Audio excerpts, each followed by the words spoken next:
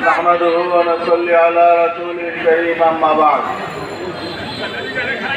أعوذ بالله من الشيطان الرجيم بسم الله الرحمن الرحيم إذا جاء نصر الله والفتح ورأيت الناس يدخلون في دين الله أفواجا